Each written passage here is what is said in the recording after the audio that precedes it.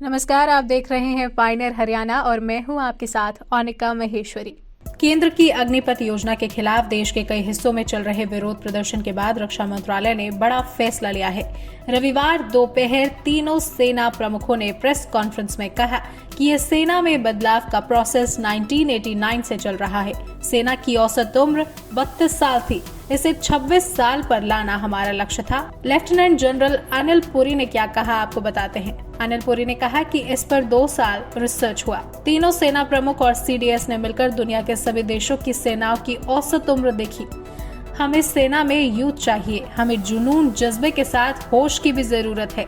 जिस दिन अग्निपथ की घोषणा हुई उस दिन 2 ऐलान हुए। पहला, देश भर में 10.5 लाख नौकरियां और 46,000 वैकेंसी सेना में अग्निवीर के रूप में, लेकिन लोगों तक केवल 46,000 की बात ही पहुंची।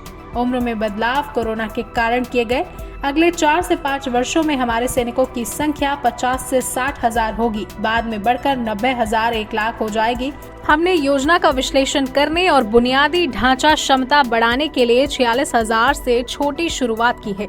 घोषणा के बाद हुए बदलाव किसी डर से नहीं, बल्कि ये सब पहले से ही तैयार थे। प्रेस कॉन्फ्रेंस में सैन्य मामलों के विभाग के अतिरिक्त सचिव लेफ्टिनेंट जनरल अनिल पुरी, भारतीय सेना के एडजुटेंट जनरल लेफ्टिनेंट जनरल बंसी पोनप्पा, भारतीय नौसेना के प्रमुख वाइस एडमिरल दिनेश त्रिपाठी और भारतीय वायुसेना के क्रमिक प्रभारी एयर मार्शल सूरज झा भी मौजूद रहे। इससे पहले रक्षा मंत्री राजनाथ सिंह के घर पर तीनों सेना प्रमुखों की बैठक हुई थी। इस मीटिंग में अग्निपथ योजना को लागू करने और आंदोलनकारियों को शांत करने के तरीकों पर चर्चा हुई।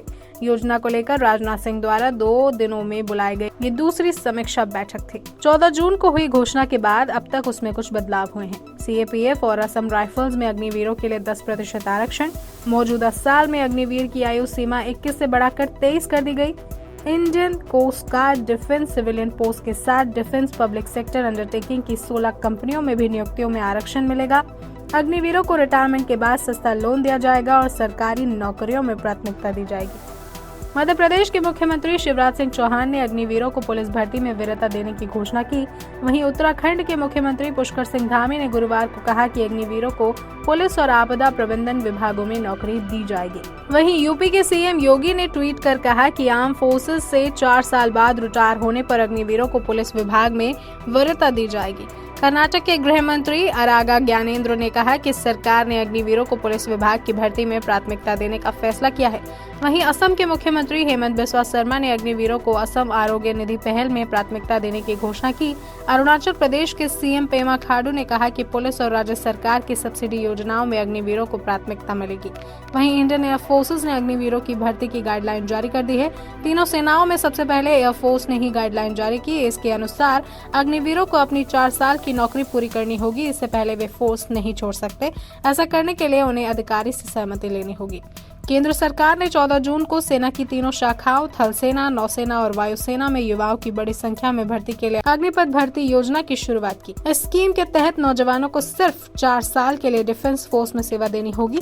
सरकार ने ये कदम तनख्वाह और पेंशन का बजट कम करने के लिए उठाया है। राष्ट्रीय समाचार पत्र पायनियर हरियाणा पढ़ने के लिए डाउनलोड करें हमारी वेबसाइट पर प्रकाशित ई-पेपर।